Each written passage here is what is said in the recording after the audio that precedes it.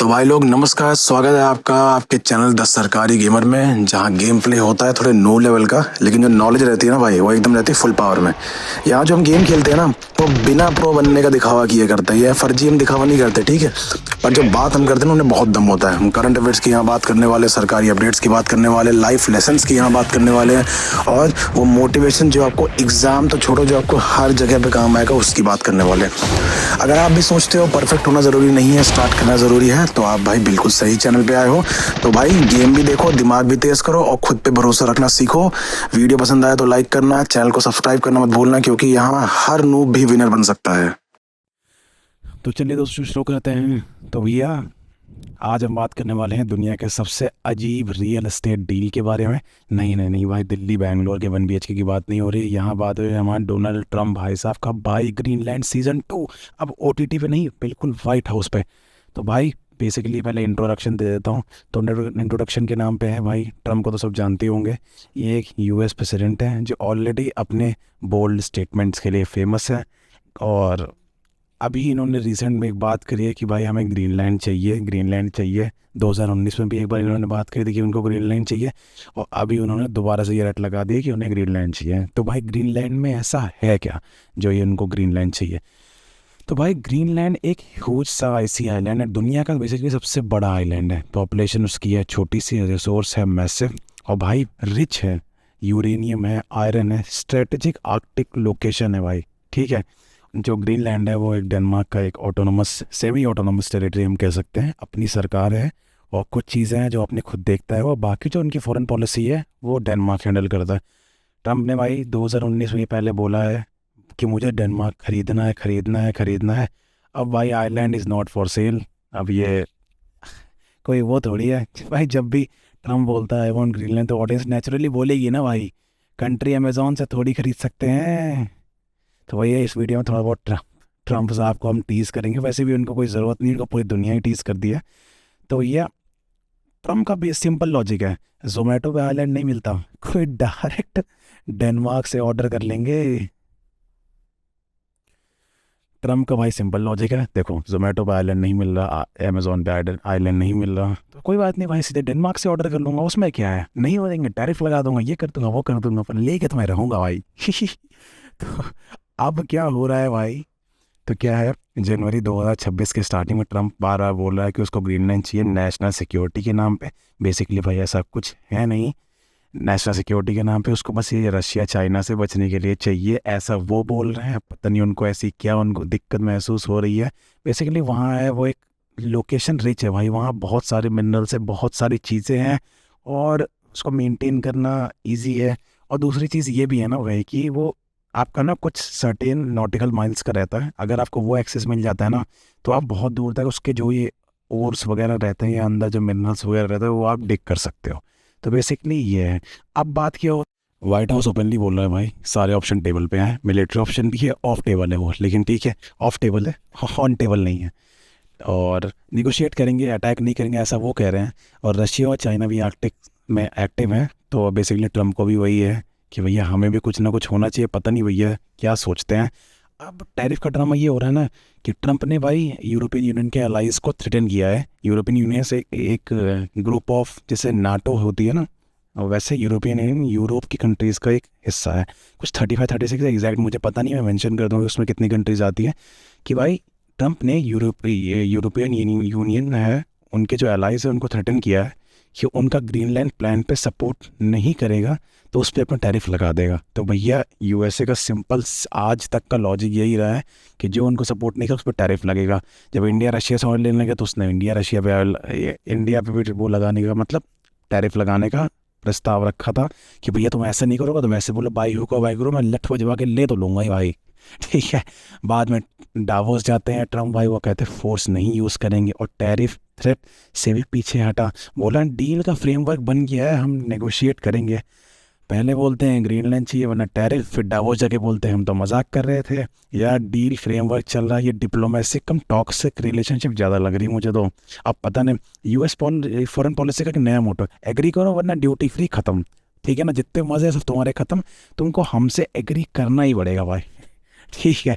अब जो डेनमार्क और ग्रीनलैंड का रिएक्शन है भाई, ये तो अलग ही लेवल का है। ठीक है। तो इसमें क्या है ना, जो ग्रीनलैंड की गवर्नमेंट है स्ट्रेट स्टेटमेंट देती है, यूएस टेक ओवर किसी भी सर्कमस्टांसेस में एक्सेप्ट नहीं करेंगे। वो बार बार रिपीट कर रहे हैं कि वो डेनमार्क के किंगडम में रहना चाहता है। ठीक है। जो ग्रीनलैंड है वो कह रहा है, बार बार वो यही कह रहा है कि हमें ग्रीनलैंड ये डेनमार्क के उसमें रहना है, अंडर डेनमार्क के किंगडम का। यूएस का हिस्सा वो नहीं बनना चाहते हैं, क्योंकि भैया जो यूएस का हिस्सा बनती है वो उनके एल लग ही जाते हैं। अब डेनमार्क क्या कह रहा है, डेनमार्क कह रहा है कि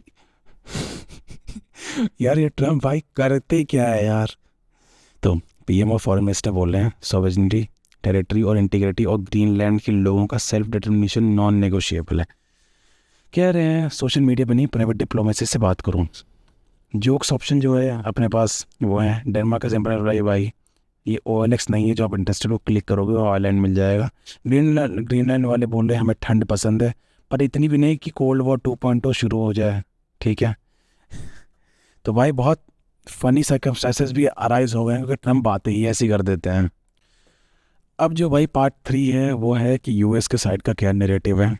तो ट्रम्प की जो स्टेटमेंट है, we are going to do something on Greenland whether they like it or not. तो भाई बहुत ही बोल्ड स्टेटमेंट है। वो कह रहे हैं कि भैया हम तो करने वाले हैं, और उनको पसंद हो या ना पसंद, मतलब ज़बरदस्ती होने वाली है। और दूसरा स्टेटमेंट ये है कि ये उन्होंने BBC पे दिया था, anything less than US control is unacceptable.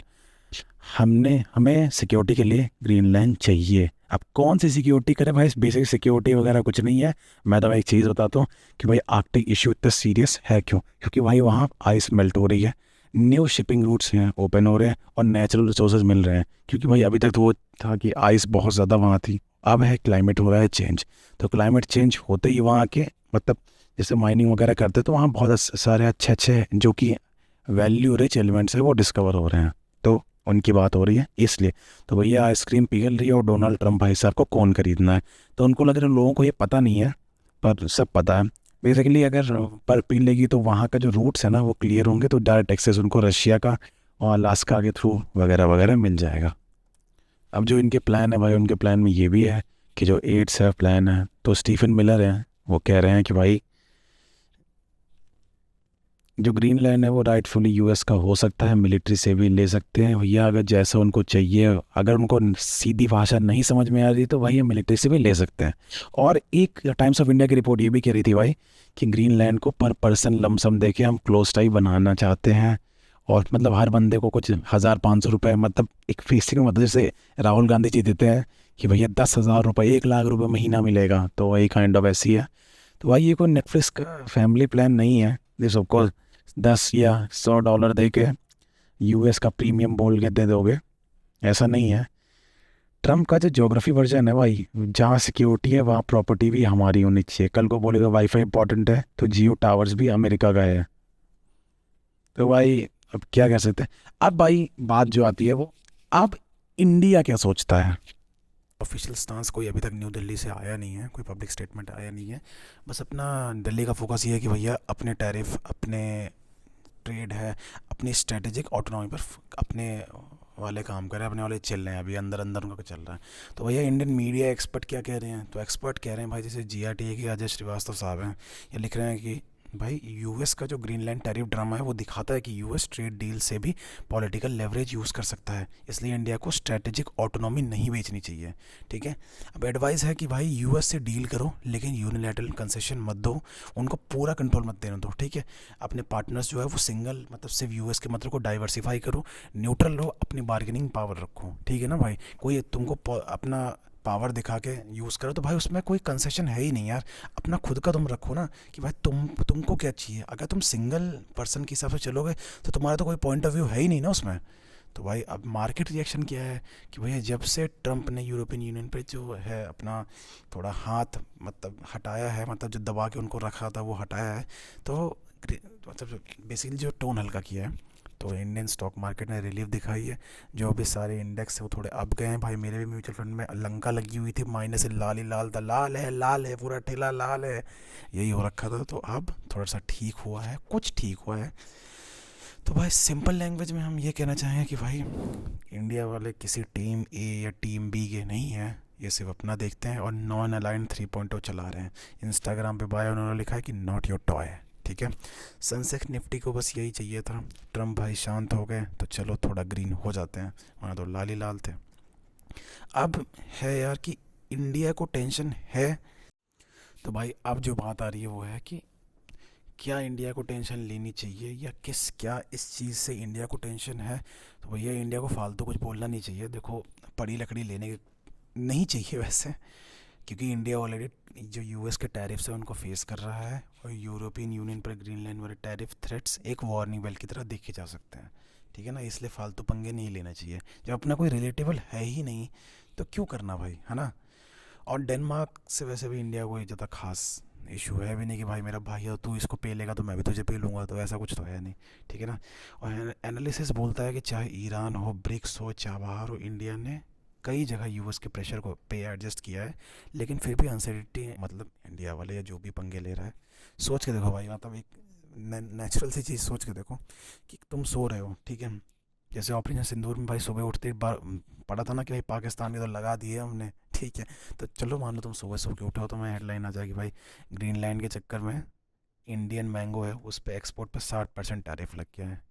तो भैया अब आम आदमी बोलेगा ही ना भाई कि हमारी क्या गलती, हमें क्यों तोड़ा, ठीक है। तो भाई कमेंट में आप लोग बता देना कि किस किस की बीवी उसको चप्पलों से मारती है। भाई मेरी बीवी तो बहुत परेशान करती है मुझे, बहुत मारती है। तो भाई यस नो लिख देना, तो मैं भी आपके खिलाफ, मतलब हम सब मिलके ना अपनी बीवी के खिलाफ एक मोर्चा निकालेंगे, ठीक है, जिसमें हम उनको परेशान करेंगे। तो भाई सब्सक्राइब करो, तो अपने दोस्तों के साथ शेयर कर दो, अपनी बीवी के साथ भी शेयर कर देना कि भाई हम लोग कैसे उनको फंसाने का प्लान बना रहे हैं, ठीक है। तो भैया ऐसे सपोर्ट करते रहो, बहुत आगे बढ़ेंगे, आप लोगों को भी लेके जाएंगे। तो भाई मेरे चैनल में बहुत सारी चीज़ें आपको मिलेंगी, मैं गेम भी खेलूँगा, और मैंने लाइफ में भाई बहुत कुछ फेस किया है, तो मैं बेसिकली चाहूँगा कि आप लोग वो फेस ना करें। तो मैं आपको बहुत सारे टिप्स एंड ट्रिक्स भी बताऊँगा कि कैसे मोटिवेशन रखना है, कंसिस्टेंसी रखनी है, और कैसे आपको प्रेशर हैंडल करना है, जो हार्ड हार्ड सिचुएशन जैसे एग्ज़ाम का टाइम होता है उसमें कैसे आपको अपना प्रेशर हैंडल करना है, अपना कामनेस बना के रखनी है। तो भाई मैंने जिनको बताया उन्होंने कहा है कि भाई भैया आप बहुत अच्छे मोटिवेटर हैं, तो देखते हैं भाई कि आप लोगों को कितना समझ में आता है ना। तो भाई सपोर्ट करना है ऐसे ही। चलो भाई मिलते हैं फिर नेक्स्ट वीडियो में, तब के लिए good night, bye bye, love you all.